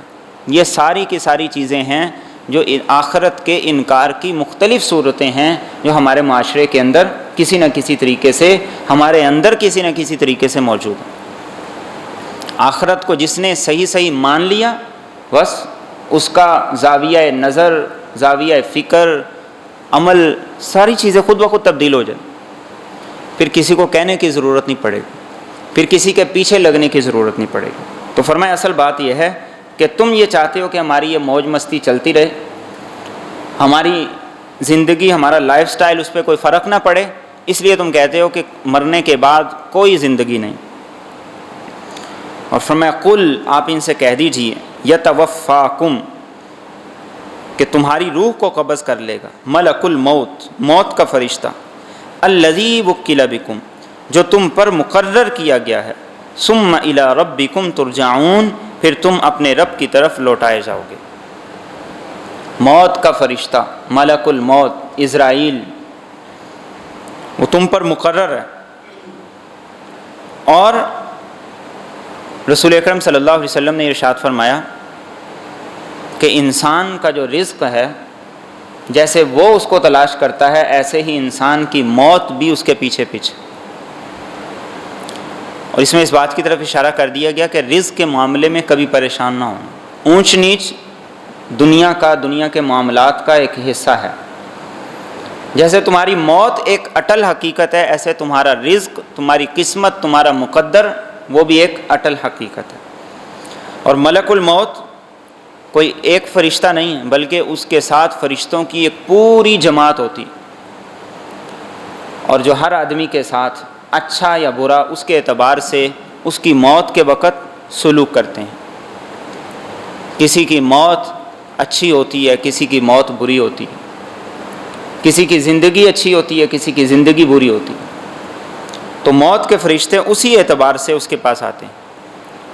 حضرت ابراہیم علیہ السلام کی ملک الموت سے ملاقات ہوئی تھی، تو آپ نے یہ کہا کہ یہ بتاؤ کہ جس وقت تم کسی کی روح لینے کے لیے جاتے ہو تو پھر کیا منظر ہوتا ہے؟ تو اس نے کہا تھا کہ آپ دیکھ نہیں سکتے، برداشت نہیں کر سکتے۔ تو ابراہیم علیہ السلام نے اصرار کیا کہ نہیں مجھے بتاؤ۔ تو ملک الموت نے کہا کہ آپ آنکھیں بند کریں۔ جب ابراہیم علیہ السلام نے آنکھیں بند کی، کھولی، تو ملک الموت کی صورت اتنی بھیانک، اتنی بدصورت تھی کہ ابراہیم علیہ السلام دیکھ کے بے ہوش ہو گئے۔ جب ہوش آیا تو ملک الموت نے کہا کہ جو فاسق نافرمان دنیا سے جاتا ہے تو اس شکل کے ساتھ میں اس کی روح لینے کے لیے جاتا ہوں۔ تو ابراہیم علیہ السلام نے کہا تھا کہ اگر اس کو اس کے بعد کوئی اور عذاب نہ بھی دیا جائے اس کے لیے یہی عذاب بہت بڑا ہے۔ دنیا میں بھی ہوتا ہے، انسان تھوڑے سے حادثے کی وجہ سے، تھوڑے سے کسی خوف کی وجہ سے ہارٹ اٹیک ہو جاتا ہے، یہ دنیا کے اندر عام روٹین کی چیز ہے۔ اور پھر ملک الموت نے وہ صورت ابراہیم علیہ السلام کو بنا کے دکھائی جو نیک آدمی کی روح لینے کے لیے جاتے ہوئے ہوتی ہے۔ تو ابراہیم علیہ السلام نے کہا کہ نیک آدمی کو اگر کوئی اور نہ بھی اجر ملے، ثواب ملے، اس کے لیے یہ اعزاز بہت بڑا ہے جس صورت کے ساتھ ہم اس کی روح نکالنے کے لیے جاتے ہیں۔ اور پھر انسان کے ساتھ موت کے وقت مختلف قسم کا معاملہ ہوتا ہے۔ کسی کے لیے جنت سے کفن لایا جاتا ہے اور کسی کی روح کو نکالتے ہوئے فرشتے اس کی روح کو مار مار کر اس کے جسم سے نکالتے ہیں۔ تو فرمایا کہ اللہ کے پاس پیش ہوگے اور موت کا فرشتہ تم پر مقرر ہے، وہ ہمہ وقت اس بات کے انتظار میں ہے کہ کب تمہاری اجل کا وقت آ جائے اور تمہیں اللہ کے سامنے پیش کیا جائے۔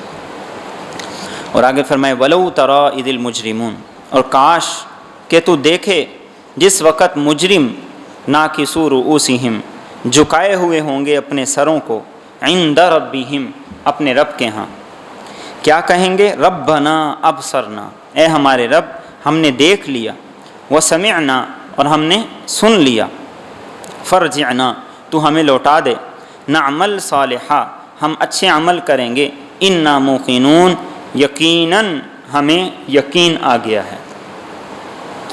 یہ قیامت کا منظر ہوگا، شرمندگی ہوگی، بے بسی ہوگی، لاچار ہوں گے، اور اس وقت کیا ریکویسٹ کریں گے، کیا درخواست کریں گے کہ اب ہم نے دیکھ بھی لیا، سن بھی لیا، ایک مہلت، ایک چانس اور مل جائے۔ پیچھے کیا ذکر کیا گیا کہ ہم نے تمہیں کان دیے، ہم نے تمہیں آنکھیں دی، اور وہ اللہ کو کیا کہیں گے کہ ہم نے اب دیکھ بھی لیا، اب ہم نے سن بھی لیا۔ کیا دنیا میں دیکھتے نہیں تھے؟ دیکھتے تھے۔ سنتے نہیں تھے؟ سنتے تھے، لیکن وہ نہیں دیکھتے تھے جو رب دیکھنے کا حکم دیتا ہے، وہ نہیں سنتے تھے جسے رب سننے کا حکم دیتا ہے، اس انداز سے نہیں سنتے تھے جس انداز سے سننے کا حکم دیا گیا۔ جیسے ہمارے محاورے میں بھی کہا جاتا ہے کہ اس نے تو کبھی میری بات سنی ہی نہیں، ایسا نہیں کہ اس نے سنی نہیں، مقصد یہ کہ اس نے کبھی اس پہ عمل نہیں کیا۔ تو وہ کہیں گے کہ ہم نے دیکھ بھی لیا، سن بھی لیا، دنیا میں واپس بھیج دے، ہم اچھے اعمال کریں گے، اچھی زندگی گزاریں گے، اب ہمیں یقین آ گیا۔ لیکن پھر نہ مہلت ملے گی اور نہ ہی انسان کو دوبارہ زندگی ملے گی، نہ اسے دنیا میں دوبارہ بھیجا جائے گا۔ اور فرمایا وَلَوْ شِئْنَا لَآتَيْنَا، اور اگر ہم چاہتے تو البتہ ہم دے دیتے، کل نفس، ہر شخص کو، ہداہا، ہدایت، ولیکن حق القول منی، لیکن طے ہو چکی ہے میری طرف سے یہ بات، لَأَمْلَأَنَّ جَهَنَّمَ مِنَ الْجِنَّةِ، کہ میں ضرور بھر دوں گا جہنم کو جنوں سے، والناس، اور انسانوں سے، اجمعین، سب کے سب سے۔ فذوقوا، لہذا تم چکھو، بما نسیتم، اس وجہ سے کہ تم بھول گئے، لقاء یومکم ھذا، اپنے اس دن کی ملاقات کو، انا نسیناکم، یقیناً ہم نے بھی تمہیں بلا دیا، وذوقوا عذاب الخلد، اور چکھو ہمیشہ کا عذاب، بما کنتم تعملون، ان اعمال کے عوض جو تم کیا کرتے تھے۔ اللہ کے لیے ہدایت دینا کوئی مشکل نہیں، وہ ایک ہوا چلائے سارے کے سارے متقی پرہیزگار بن جائیں، لیکن یہ فیصلہ اللہ رب العزت کرنا چاہتے ہیں کہ کون فرما بردار ہے، کون نافرمان ہے، کون اپنے اختیارات کا درست استعمال کرتا ہے، کون غلط استعمال کرتا ہے، کون رب کی مانتا ہے اور کون اپنی خواہش کی مان کر اس کا اسیر بن کے چلتا ہے۔ تو اللہ فرماتے ہیں کہ یہ اللہ کی طرف سے طے ہو چکا ہے، جو نافرمان ہوگا اسے جہنم کے گڑھے کے اندر گرایا جائے گا، چاہے جن ہو چاہے انسان ہو۔ اور اللہ رب العزت فرمائیں گے کہ قیامت کے دن کو تم بھول گئے تو اب اس عذاب کو چکھو۔ یہی بنیاد ہے اور یہی وہ چیز ہے جو انسان کو ہر نیکی کی طرف کھینچتی ہے، ہر برائی سے روکتی ہے۔ اگر انسان کے اندر آخرت کی فکر نہیں ہے، اللہ سے ملاقات اور جواب دہی کا احساس نہیں ہے، تو وہ کبھی بھی نہیں سدھر سکتا۔ اور اس سے بڑی پریشانی کیا ہوگی؟ اللہ فرمائیں گے اِنَّا نَسِینَاکُمْ، تم نے اس دن کی ملاقات کو بلا دیا، اپنے رب کو بلا دیا، اس کے احسانات کو بلا دیا، اس کی نعمتوں کو بلا دیا، آج ہم تمہیں بھول گئے۔ اور تصور کیجئے جس سے اللہ اپنی نظر کرم اٹھا لیں، جس سے اللہ اپنی نظر رحمت اٹھا لیں، پھر کون اس کا ساتھی ہوگا؟ کون اس کا معاون ہوگا؟ کون اس کا مددگار ہوگا؟ کون اس کے کام آئے گا؟ دنیا داری کے اندر اللہ سے معاملہ درست کرنا بہت آسان ہے۔ انسان ایک لمحے کے اندر زبان سے کچھ کہے بغیر اپنے دل کی ندامت سے اپنے سارے کے سارے معاملات کی اصلاح کر سکتے۔ قبل اس سے کہ وہ دن آئے کہ جس دن اللہ رب العزت فرمائیں کہ اب عذاب چکھو، ہم تمہیں بھول گئے، وہاں انسان کا چیخنا، چلانا، رونا، آہو بکا، کچھ بھی اللہ رب العزت نہیں سنیں گے۔ اور وہ کہیں گے یا مالک لیقض علینا رب قال انکم ماکثون، جہنم کے دروغے سے کہیں گے کہ اللہ سے کہو کہ ہمیں موت ہی دے دے، ہمیں موت ہی دے دے، تو وہ کہیں گے کہ نہیں، انکم ماکثون، اب ہمیشہ ادھر ہی رہنا ہے، اسی سزا کو بھگتنا ہے۔ تو یہ اللہ رب العزت میرے اور آپ پر اتنا کرم کر رہے ہیں کہ ایک ایک چیز کھول کے واضح کر کے بتا رہے ہیں۔ اور آگے ارشاد فرمائے انما یؤمن بآیاتنا، صرف اور صرف ہماری آیات پر ایمان رکھتے ہیں، الذین اذا ذکروا بہا، وہ لوگ کہ جب انہیں ان آیات کے ذریعے سے نصیحت کی جاتی ہے، خروا سجدا، تو وہ گر پڑتے ہیں سجدے میں، وسبحوا بحمد ربہم، اور وہ تسبیح بیان کرتے ہیں اپنے رب کی حمد کے ساتھ، وہم لا یستکبرون، اور وہ تکبر نہیں کرتے ہیں۔ مومن کون ہے؟ اس کی کیا صفات ہیں؟ فرمایا کہ مومن کی صفات، اس کی خوبی اور اس کی نشانی یہ ہے کہ جب اس کو یہ پتہ چل جائے، اس کو یہ بتا دیا جائے کہ یہ تیرے رب کا حکم ہے، تیرے رب کی خواہش ہے، تیرے رب کی منشا ہے، تو پھر وہ آئیں بائیں شائیں نہیں کرتا، وہ 2 3 5 نہیں کرتا، پھر اگرچہ چونکہ چنانچہ وہ یہ نہیں کرتا، خروا سجدا، کہتے ہیں میرے رب کا حکم ہے، اس کا آرڈر ہے، بس ٹھیک ہے، فائدہ نظر آئے نقصان نظر آئے، طبیعت کے مطابق ہو یا طبیعت کے خلاف ہو، یہ مومن کی کیفیت ہے۔ آرگومنٹ کرنا، دلیل دینا کہ یہ میں اس وجہ سے کرتا ہوں کہ یہ مسئلہ ہے، یہ اس وجہ سے کرتا ہوں کہ مارکیٹ کا چال چلن یہ ہے، یہ اس وجہ سے کرتا ہوں کہ معاشرے کا چال چلن یہ ہے، یہ اس وجہ سے کرتا ہوں کہ ہماری خاندانی روایات ہیں، یہ اس وجہ سے کرتا ہوں کہ اس کے بغیر گزارا نہیں ہو سکتا، یہ اس وجہ سے کرتا ہوں کہ اب ماحول مطابق نہیں ہے، حالات مطابق نہیں ہے، طبیعت ساتھ نہیں دیتی۔ یہ ساری کی ساری چیزیں یہ کیا ہیں؟ یہ ہٹ درمی ہے۔ مومن کی نشانی کیا ہے؟ کہ وہ کہے میں غلط کر رہا ہوں، بس وہ دلیل کوئی نہ دے۔ کیوں؟ اس لیے کہ جو دلیل دے گا وہ کبھی سدھرے گا نہیں، جو دلیل دے گا وہ کبھی نہیں سدھرے گا، اور جو اس بات کے انتظار میں رہے کہ حالات موافق ہو جائیں تو میں کروں گا، وہ بھی کبھی نہیں کرے گا۔ اللہ کے رسول صلی اللہ علیہ وسلم اگر اس بات کے انتظار میں رہتے کہ مکہ کے قریش کے سردار مخالفت چھوڑ دیں تو پھر میں دین کی محنت کروں گا، تو کیا دین کی شکل بن پاتی؟ یا اس بات کے انتظار میں رہتے کہ جب مکہ فتح ہو جائے گا، سارے حالات بہتر ہو جائیں گے، پھر آرام سے دین پر عمل کریں گے، اطمینان سے اس پہ عمل کریں گے، تو دین کی کوئی شکل بن پاتی؟ کبھی نہ بن پاتی۔ تو مومن کی نشانی یہی ہے کہ جب رب کا حکم آ گیا وہ کرنے کے لیے چل پڑتا ہے، وہ عمل کے لیے چل پڑتا ہے۔ آج دیکھیں چھوٹی چھوٹی ملازمتوں کے لیے ہم کتنے فکر مند ہوتے ہیں، کتنے فکر مند ہوتے ہیں کہ ملازم کو مالک اگر کسی بے وقت بھی بلا لے تو وہ جانے سے انکار نہیں کرتا، کہ میری ملازمت کا مسئلہ ہے، تو ہم تو اللہ کے بندے ہیں، وہ کہتا ہے کہ تم میرے بندے ہو، اور وہ ہمیں آرڈر دیتا ہے تو ہم کہتے ہیں کہ اب یہ مسئلہ ہے، اب یہ مسئلہ ہے، اب یہ وجہ ہے، اب یہ عذر ہے، اور اب یہ وجہ ہے۔ مومن کی یہ شان نہیں، مومن صرف یہ کہے اگر عمل نہیں کر رہا کہ میں غلط کر رہا ہوں، بس میری غلطی ہے۔ جب وہ یہ کہتا رہے گا تو اندر کا احساس وہ دن بدن بڑھتا رہے گا اور پھر وہ عمل پہ آ جائے گا۔ جب وہ کوئی اس کا عذر بنائے گا، جب کوئی اس کا بہانہ بنائے گا، تو گویا کہ اب اس نے اپنے لیے عمل کا جو راستہ ہے، دروازہ اس کو بند کر دی۔ تو مومن کی پہلی خوبی کیا ہے کہ جب اللہ کا حکم آئے، اس کے احکامات آ جائیں، اس کی آیات سے اس کو نصیحت کی جائے، اس کو پتہ چلے، تو وہ کہتا ہے بس اب ختم۔ اور رسول اکرم صلی اللہ علیہ وسلم کے صحابہ نے ہمیں یہی کر کے دکھایا۔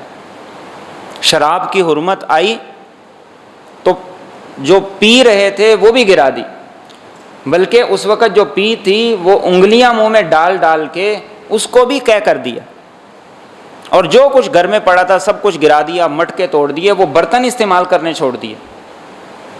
حالانکہ جو آدمی شراب کا عادی ہو، نشے کا عادی ہو، اس کے لیے یہ سب کچھ کرنا آسان نہیں ہوتا، یہ سب کچھ اس کے لیے بہت مشکل ہے، لیکن اندر کا ایمان اتنا طاقتور تھا کہ یہ پتہ چل گیا کہ میرے رب کا حکم ہے، بس وہیں پہ چھوڑ دی۔ تو میں اور آپ سوچے کہ ہمارا ایمان کس لیول کا ہے، کس درجے کا ہے۔ اور مومن کی دوسری خوبی کیا ہے؟ سبحوا بحمد ربہم، اللہ کی تسبیح اور اللہ کی حمد یہ اس کی زبان پہ رہتی، وہ اللہ کا ذکر کرتا ہے۔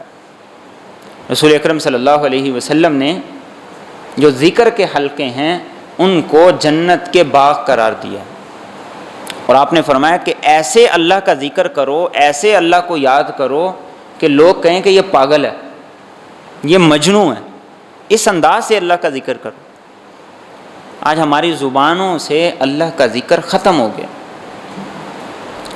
بس جو ہم رات کے 2-3 گھنٹے میں بکواسات سنتے ہیں سارا دن اسی کو ڈسکس کرتے ہیں، جو کچھ اخبار میں پڑھتے ہیں سارا دن اس کو ڈسکس کرتے ہیں، جو کچھ سوشل میڈیا پہ دیکھتے ہیں سارا دن اس کو ڈسکس کرتے ہیں۔ تو یہ زبان کا شکر ہے یا اس کی نہ قدری ہے نہ شکری؟ سبحوا بحمد ربہم، اپنے رب کی تسبیح اور اس کی حمد و ثنا یہ میرے اور آپ کی زبانوں پہ ہونی چاہیے۔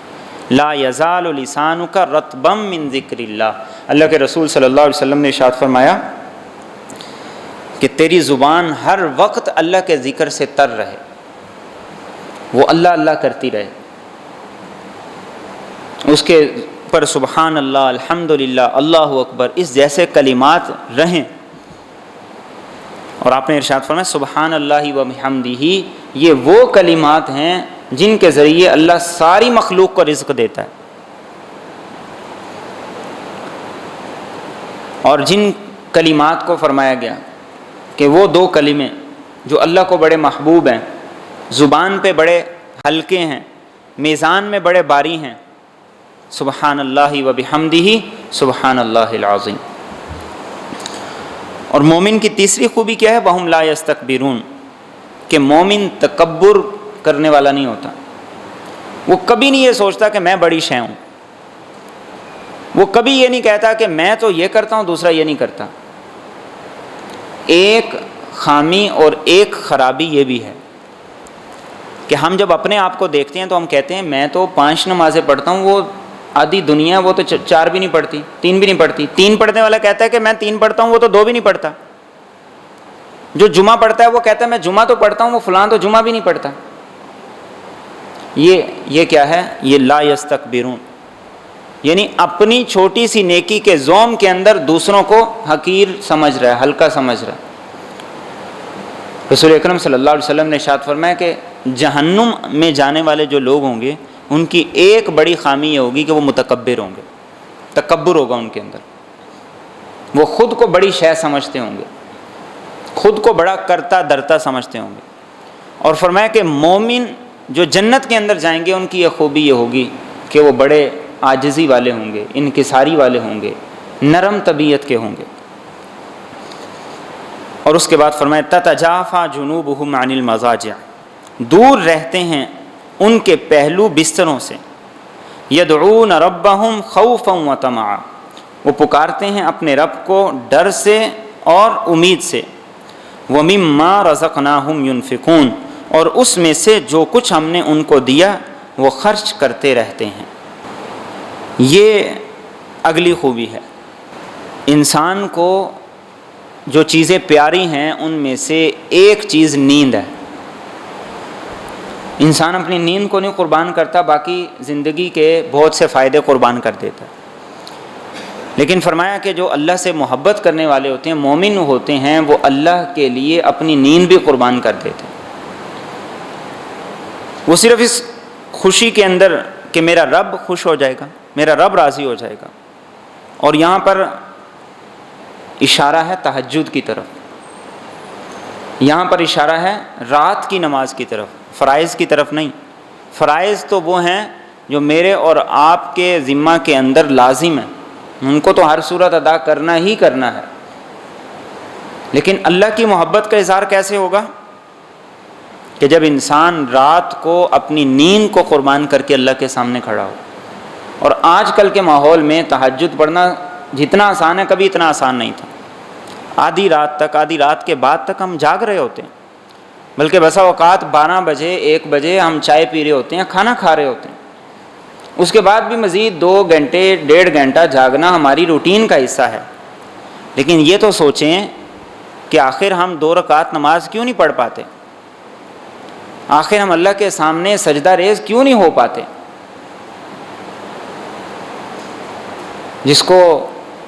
جس سے محبت ہوتی ہے، کیا وہ اس سے باتیں نہیں کرنا چاہتا؟ کیا وہ اس سے سرگوشی نہیں کرنا چاہتا؟ کیا وہ اس سے ہم کلام نہیں ہونا چاہتا؟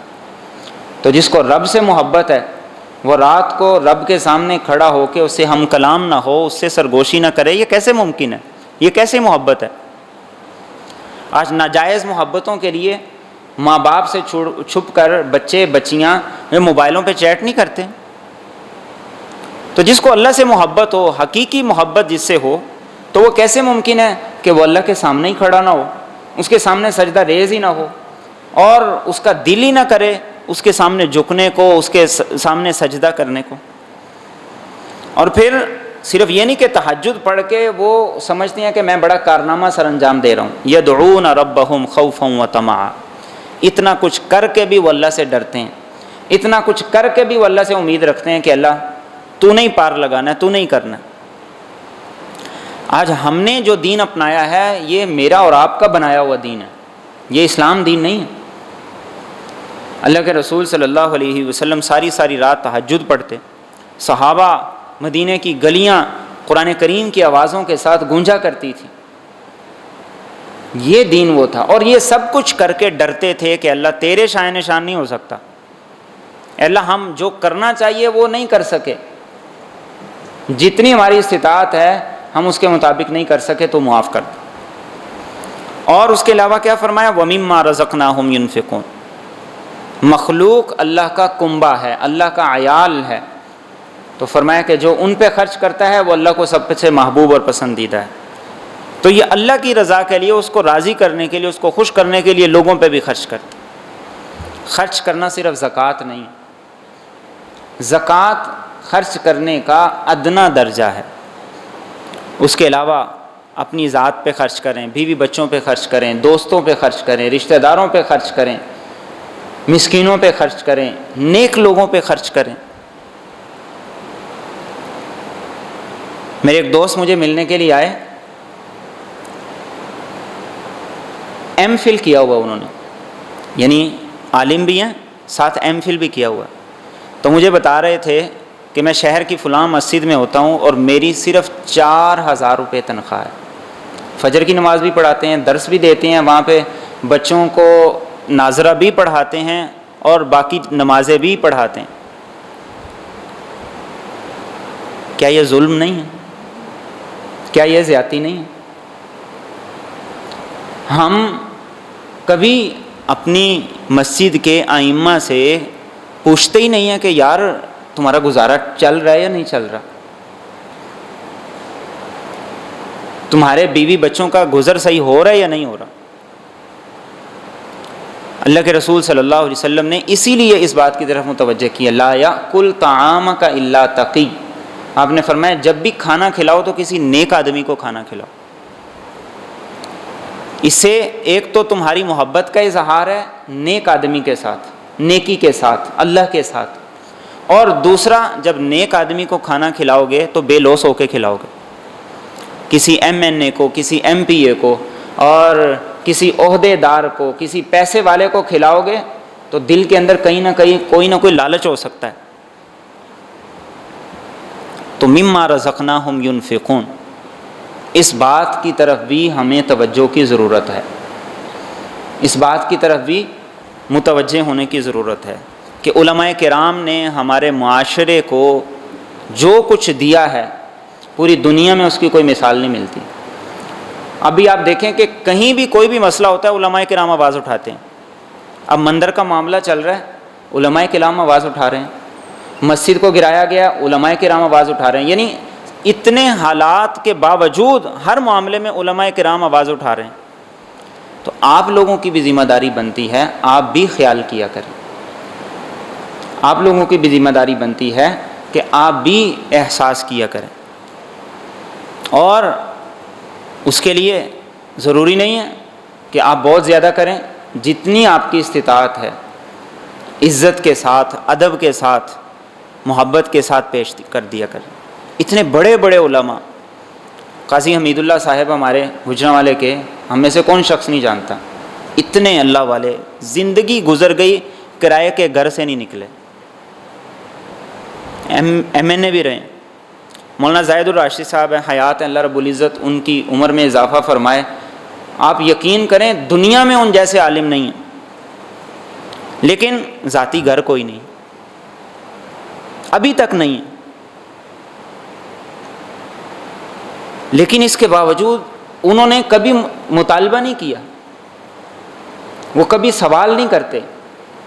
آپ عموماً دیکھتے ہوں گے مساجد میں ائمہ کرام وہ اپنی خودداری کا بڑا لحاظ رکھتے ہیں، یعنی اس بات کی طرف آپ کو متوجہ کرنا مقصود ہے کہ ایک عالم ہمارے لیے کتنا کچھ کر کے چلا جاتا ہے، لیکن ہماری کبھی اس بات کی طرف توجہ ہی نہیں جاتی ہے کہ اس کی بھی کچھ ذمہ داریاں ہیں، اس کے بھی کچھ حقوق ہیں، اس کے لیے بھی کچھ کرنا ہے۔ 20 سال، 30 سال، 40 سال ایک امام ایک جگہ پہ خدمت سر انجام دیتا ہے، 2 منٹ میں اس کو فارغ کر کے باہر نکال دیتے، 2 منٹ نہیں لگتے۔ پوری دنیا میں کہیں یہ قانون دستور نہیں ہے۔ قانون دستور ہوتا ہے کہ آپ جب کسی کو رکھتے ہیں تو آپ اس کے ساتھ طے کرتے ہیں، پھر آپ جب کسی کو نکالتے ہیں تو اس کو نکالنے کا بھی ایک ضابطہ ہوتا ہے، پھر اس کے ساتھ پینشن کے اور ان چیزوں کے معاملات، یہ ساری کی ساری چیزیں چلتی ہیں، لیکن ہمارے ہاں ہمارے معاشرے کے اندر ان چیزوں کی طرف کوئی توجہ نہیں۔ تھوڑا سا اوپر نیچے ہوا، چلو جی آپ کہیں اور انتظام کر لے، بس اتنا کہہ دی۔ اب اس نے جو ساری زندگی ایک جگہ پہ محنت کی ہے، اب وہ سوچتا ہے کہ اب میں آگے کہاں جاؤں، اب آگے بھی اسے کوئی نظر نہیں آتا۔ تو مما رزقناہم ینفقون میں زکوٰۃ ایک ادنا درجہ ہے خرچ کرنے کا۔ زکوٰۃ کے بعد اور بہت سے مواقع ہیں جن میں سے رشتہ دار ہیں، والدین ہیں، ماں باپ ہیں، دوست ہیں، ان کے اوپر بھی خرچ کیا جائے۔ تو فرمایا نتیجہ کیا ہے؟ فلا تعلم نفس ما اخفی لهم من قرۃ اعین، پس نہیں جانتا کوئی نفس جو اس کے لیے چھپا کے رکھا گیا ہے آنکھوں کی ٹھنڈک، جزاء بما کانوا یعملون، یہ بدلہ ہے ان کا جو یہ عمل کیا کرتے تھے۔ تم نے اپنے اینڈ پہ جو ہو سکتا تھا کر دیا، محنت کر دی، کوشش کر دی، فرمایا کہ اللہ کی طرف سے صلہ بھی بڑا عظیم الشان ہوگا، وہ کچھ تمہارے لیے تیار ہے جو تمہاری سوچ میں نہیں آ سکتا، کسی آنکھ نے دیکھا نہیں، کسی کان نے اس کے بارے میں سنا نہیں۔ اور یہ کیوں ہوگا؟ اعمال کے عوض میں جو تم نے اللہ کی رضا اور اس کی خوشنودی کے لیے اپنائے تھے۔ اور آگے فرمائے افمن کان مؤمنا، کیا بھلا وہ شخص جو مومن ہو، کمن کا نفاسقہ، اس کی طرح ہو سکتا ہے جو نافرمان ہو؟ لا یستوون، یہ برابر نہیں ہو سکتے۔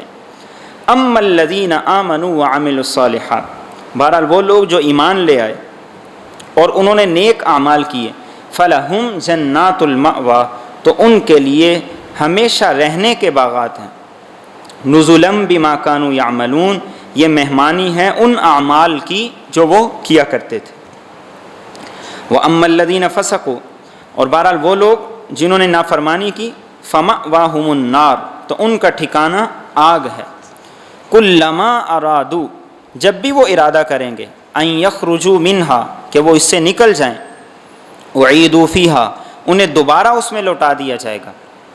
وَقِيلَ لَهُمْ، اور ان سے کہا جائے گا، ذُوقُوا عَذَابَ النَّارِ، چکھو آگ کا عذاب، الَّذِي كُنْتُمْ بِهِ تُكَذِّبُونَ، وہ جس کو تم جھٹلایا کرتے تھے۔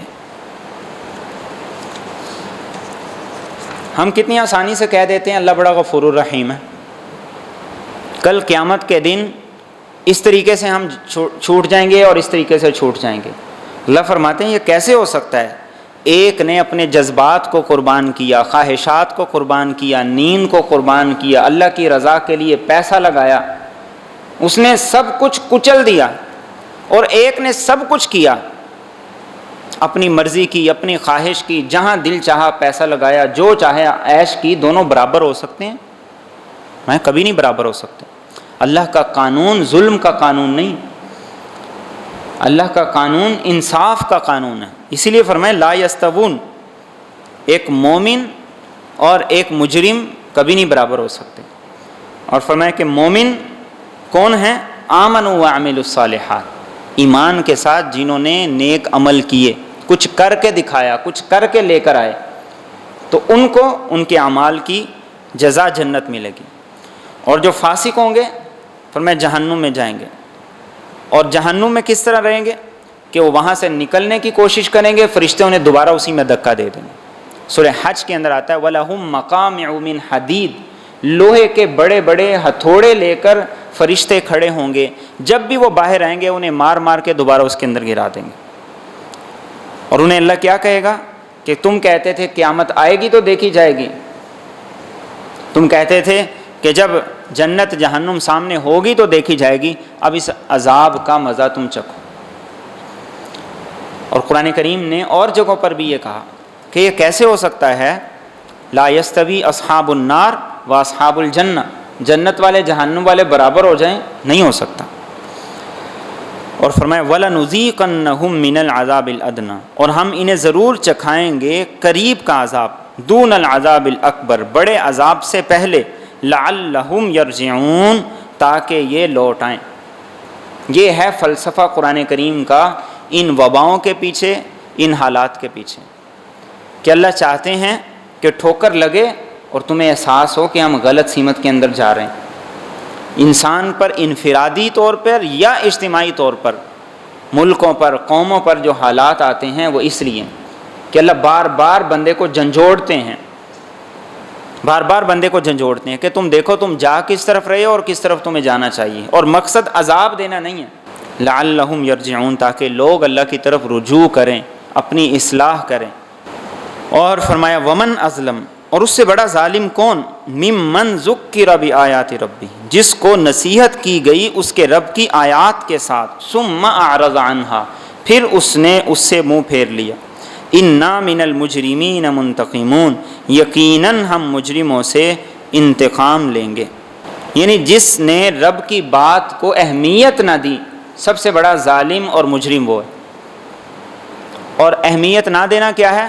آپ نے توجہ سے سنا ہی نہیں، آپ نے گویا اہمیت ہی نہیں دی، آپ نے سن لی، آپ کو پتہ چل گیا کہ اللہ کیا کہتے ہیں، کیا اس کا حکم ہے، لیکن آپ نے عمل نہیں کیا۔ تو فرمایا کہ یہ مجرم، ان سے ہم ضرور انتقام لیں گے۔ انہوں نے اللہ کی آیات کو حقیر سمجھا، ہلکا سمجھا، ان کی ناقدری کی۔ اور فرمایا وَلَقَدْ آتَيْنَا مُوسَى الْكِتَابَ، اور البتہ تحقیق ہم نے دی موسیٰ کو کتاب، فَلَا تَكُنْ فِي مِرْيَةٍ مِّن لِقَائِهِ، لہذا آپ نہ ہوں اس سے ملاقات کے معاملے میں شک میں، وَجَعَلْنَاهُ هُدًى لِبَنِي إِسْرَائِيلَ، اور ہم نے اس کتاب کو موسیٰ علیہ السلام کے لیے ہدایت بنایا تھا۔ یعنی آپ صلی اللہ علیہ وسلم کوئی پہلے نبی نہیں ہے، آپ سے پہلے بہت سے انبیاء آئے جن میں سے موسیٰ علیہ السلام کا ذکر کیا، اور ان کو صرف بھیجا نہیں، ان کو کتاب دے کے بھیجا۔ اور ان کی کتاب کیا تھی؟ بنی اسرائیل کے لیے ہدایت، جیسے یہ قرآن میرے اور آپ کے لیے ہدایت ہے۔ اور درمیان میں کیا فرمایا؟ فَلَا تَكُنْ فِي مِرْيَةٍ مِّن لِقَائِهِ، اللہ سے ملاقات کے معاملے میں کبھی شک میں نہ پڑنا۔ کائنات میں ہزاروں ایسے دلائل موجود ہیں جو تمہیں بتاتے ہیں کہ ایک دن اللہ سے ملاقات ہوگی، وہ انسان کو دوبارہ زندہ کرے گا، انسان اس کے سامنے جواب دہ ہوگا۔ اور فرمایا وَجَعَلْنَا مِنْهُمْ أَئِمَّةً، اور ہم نے بنائے ان میں سے پیشوا، یہدون بِأَمْرِنَا، وہ رہنمائی کرتے تھے ہمارے حکم کے مطابق، لما صبروا، جب انہوں نے صبر کیا، وَكَانُوا بِآيَاتِنَا يُوقِنُونَ، وہ ہماری آیات پر یقین بھی رکھتے تھے۔ موسیٰ علیہ السلام نے محنت کی، آگے ان کے ساتھی، ان کے صحابی، ایک جماعت تیار ہوگی۔ انہوں نے کیا کیا؟ انہوں نے آگے لوگوں کو ہدایت دینا شروع کی، رہنمائی کرنی شروع کی، ان کو بتانا شروع کیا۔ اور بتانے کے لیے، رہنمائی کے لیے بنیادی شرط کیا ہے؟ لما صبروا، خود انسان عمل پر ثابت قدم ہو، خود انسان ڈٹ جائے۔ اور دوسری خوبی کیا ہے؟ کہ انہیں ہماری آیات پر یقین تھا۔ جسے خود یقین نہیں ہے وہ دوسرے کو بھی مطمئن نہیں کر سکتا، اور جو خود ثابت قدم نہیں ہے وہ دوسروں کو بھی کنونس نہیں کر سکتا۔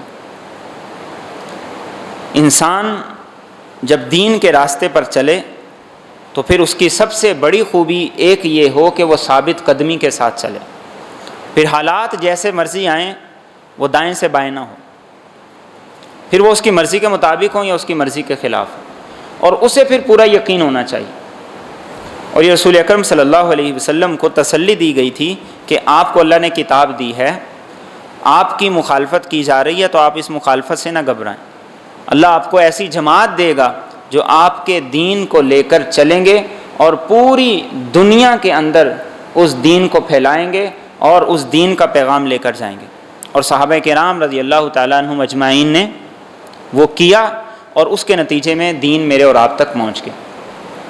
آج ہم دیکھتے ہیں سوشل میڈیا پہ بالخصوص کہ ہر کوئی ان متنازع مسائل کو لے کر بات چیت کرتا ہے، بحث کرتا ہے، تقریریں کرتا ہے، ویڈیوز بناتا ہے، جو صحابہ کرام کے درمیان موجود تھے۔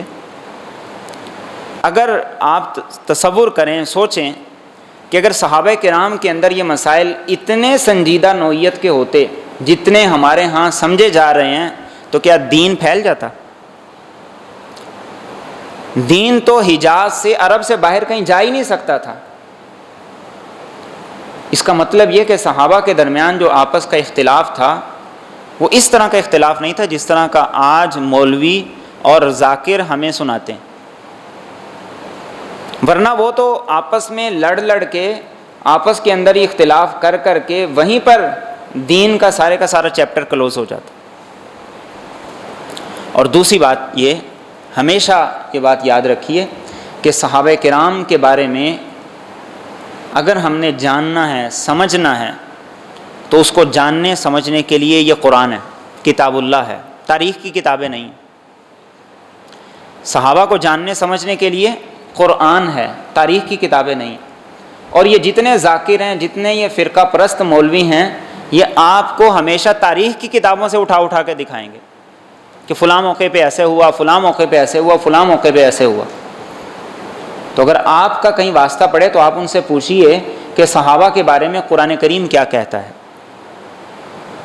کیا صحابہ کے بارے میں قرآن کریم کی وہی رائے ہے جو رائے تم تاریخ سے ہمیں سناتے ہو؟ تو یہ رسول اکرم صلی اللہ علیہ وسلم کو تسلی تھی کہ آپ کے صحابہ میں ایک ایسی بڑی جماعت ہوگی جو دین کا پیغام لے کر، دین کا عالم لے کر پوری دنیا کے اندر جائے گی۔ تو صبر، یہ بنیادی صفات ہیں کہ ڈٹ جائیں، دین پر ثابت قدم رہیں۔ پھر بڑی بڑی آفرز آئیں گی آپ کو اس راستے سے ہٹانے کے لیے، پھر آپ کے سامنے شیطان مختلف قسم کے ہیلے بہانے رکھے گا کہ یہ بھی کر لو، آخر تم بھی تو انسان ہو، تمہارا بھی تو دل ہے، تم بھی تو یہ کر لو، جو فلاں اتنے لوگ کر رہے ہیں ان کو کوئی فرق نہیں پڑا تو تمہیں کیا فرق پڑ جائے گا؟ ان پہ اللہ کا عذاب نہیں آیا تو تم پہ کون سا اللہ کا عذاب آ جائے گا؟ نہیں، ڈٹے رہنا ہے، ہلنا نہیں ہے، ہٹنا نہیں ہے، اور یقین رکھنا ہے کہ جو میرے رب نے کہا ہے وہ 100% سچ۔ اور فرمایا ان ربک ھو یفصل بینہم، یقیناً تیرا رب وہی فیصلہ کرے گا ان کے درمیان، یوم القیامہ، قیامت کے دن، فیما کانوا فیہ یختلفون، ان باتوں میں جن میں یہ اختلاف کر رہے ہیں۔ اب وہی بات آ گئی کہ یہ جن اختلافات کو ہوائیں دے رہے ہیں، اللہ قیامت کے دن سارے فیصلے کر دیں گے۔ جب سارے کے سارے صحابہ جنت کے اندر ہوں گے، اس وقت یہ سارے کے سارے وہ لوگ جو ان کا نام لے کے معاشرے کو بھڑکاتے تھے، یہ سارے کے سارے جہنم میں ہوں گے۔ اور فرمایا اولم یہدی لہم، کیا انہیں ہدایت نہیں ہوئی اس بات سے، کم اہلکنا من قبلہم، کتنی ہم نے ہلاک کی ان سے پہلے، من القرون، امتیں، یمشون فی مساکنہم، یہ چلتے پھرتے ہیں ان کے گھروں میں، ان فی ذلک لآیات، یقیناً اس میں البتہ بڑی نشانیاں ہیں، افلا یسمعون، تو کیا یہ لوگ سنتے نہیں؟ تاریخ میں اتنی قومیں گزری، اتنی امتیں گزری، اتنے عروج و زوال دیکھے، اور فرمایا کہ ان کے گھروں میں تم چل پھر رہے۔ آج جس گھر کے اندر میں اور آپ رہ رہے ہیں، اس کی فائل میرے اور آپ سے پہلے کسی اور کے پاس تھی، اس سے پہلے کسی اور کے پاس تھی، اس سے پہلے کسی ذمہ دار کے پاس تھی، اس سے پہلے کسی اور کے پاس تھی، یعنی یہ اتنا لمبا چوڑا سلسلہ۔ اللہ کہتے ہیں انہی گھروں کے اندر رہ رہے ہو جو ان گھروں کو چھوڑ کے ایسے مٹے ہیں، فنا ہوئے ہیں کہ پتہ ہی نہیں آج ان کا نام و نشان وجود نہیں، اور تم ان کے پیچھے لڑ لڑ کے اپنے دین دنیا کو برباد کر رہے ہو۔ افلا یسمعون، کان نہیں، سنتے نہیں ہو سٹوریاں کہ فلاں وہ کیسا تھا، کیسا اس نے عروج دیکھا اور پھر کیسا اس پہ زوال آ گیا، فلاں نے کیا کیا کیا اور وہ کیسے بے نام و نشان ہو گیا۔ فرمایا افلا یسمعون، یہ سٹوریاں سنا کرو جن کے سننے سے تمہیں آخرت کی فکر اور عبرت ہو۔ اور فرمایا اولم یرو، کیا انہوں نے دیکھا نہیں، انا نسوق الماء، کہ ہم چلاتے ہیں پانی کو، الی الارض الجرز، بنجر زمین کی طرف، فنخرج به زرعا، پس ہم نکالتے ہیں اس سے کھیتی، تأکل منہ انعامہم وانفسہم، جس سے کھاتے ہیں ان کے جانور بھی اور یہ خود بھی، افلا یبصرون، تو کیا یہ دیکھتے نہیں؟ بارش کے نظام سے اللہ رب العزت ہمیں یہ سکھاتا ہے، یہ سبق دیتا ہے کہ موت کے بعد بھی دوبارہ زندگی ممکن ہے۔ اور ایک اور اشارہ یہاں ایک بات کی طرف ہے کہ یہ قرآن یہ ایسے ہے جیسے اللہ کی رحمت کی بارش ہے۔ تمہارے دل بنجر ہیں، بیابان ہے، ویران ہے، فرمایا کہ یہ قرآن کی بارش یہ تمہارے دلوں پر ہو رہی ہے، اب تمہارے دلوں کو کھلکھلانا چاہیے اور اس کے اندر بہار آنی چاہیے۔ اور یہاں دوسری بات کیا فرمائی، افلا یبصرون، کیا دیکھتے نہیں؟ اس سورہ مبارکہ کے اندر یہ تیسری مرتبہ سننے اور دیکھنے کی جو صلاحیتیں ہیں انہیں درست استعمال کرنے کی تاکید کی گئی۔ اور فرمایا وَيَقُولُونَ، اور یہ کہتے ہیں، مَتَى هَذَا الْفَتْحُ، کہ یہ فیصلہ کب ہوگا، ان کنتم صادقین، اگر تم سچے ہو۔ یہ مشرکین کہتے تھے کہ آپ کہتے ہیں کہ قیامت آ جائے گی، اللہ کی پکڑ آ جائے گی، اللہ کا عذاب آ جائے گا، تو وہ کب آئے گا؟ آ تو رہا نہیں۔ تو اس کا گویا کہ جواب وہ پچھلی آیات میں دے دیا گیا کہ اللہ کے ہاں دن ایسے نہیں ہیں جیسے تمہارے دن، تمہارا 1000 سال اللہ کے ہاں ایک دن ہے۔ اور دوسرا جواب کیا ہے، قل یوم الفتح، آپ کہہ دیجئے کہ فیصلے کے دن، لا ينفع الذین کفروا ایمانہم، نہیں فائدہ دے گا ان لوگوں کو جنہوں نے کفر کیا ان کا ایمان لانا، ولا ہم ینظرون، اور نہ انہیں مہلت دی جائے گی۔ جب فیصلے کا دن آ جائے گا پھر یہ کہیں گے کہ ربنا ابصرنا وسمعنا، ہم نے دیکھ بھی لیا، سن بھی لیا، اب واپس کر دے، مہلت دے دے، ایک چانس اور دے دے، وہ نہیں ملے گا۔ نہ ایمان لانے کا فائدہ ہوگا، نہ مہلت ملے گی۔ فَأَعْرِضْ عَنْهُمْ، پس آپ ان سے اعراض کر لیجئے، وَانْتَظِرْ، اور آپ انتظار کیجئے، اِنَّهُمْ مُنْتَظِرُونَ، یقیناً یہ بھی انتظار کر رہے ہیں۔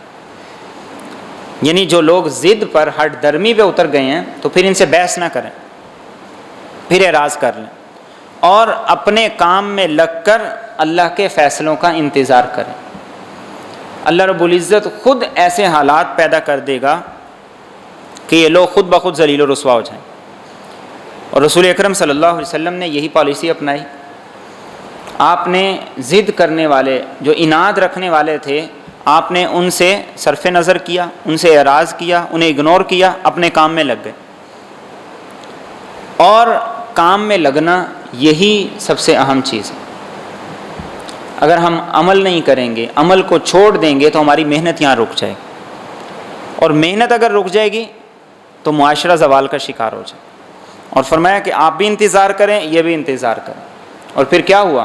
اللہ کے رسول صلی اللہ علیہ وسلم نے اپنی محنت جاری رکھی، اللہ کے فیصلوں کا، اس کی مدد کا انتظار کرتے رہے. مکہ بھی فتح ہو گیا اور عرب بھی سارے کا سارا زیر نگی آ گیا، اور مسلمان اتنی کثرت سے ہو گئے کہ ہر گھر، ہر قبیلے کے اندر، اور ہر شاخ کے اندر، ہر قبیلے کے اندر ایمان کی دولت چلی گئی. اور اس کے بعد پھر آدھی دنیا میں اسلام کا جھنڈا لہرا دیا گیا. تو عمل میں لگے رہیں، اللہ کی طرف رجوع میں لگے رہیں، اور ان آیات کو بار بار پڑھتے رہیں تاکہ میرے اور آپ کا احتساب ہوتا رہے. اللہ رب العزت مجھے اور آپ کو صحیح فہم اور عمل کی توفیق عطا فرمائے.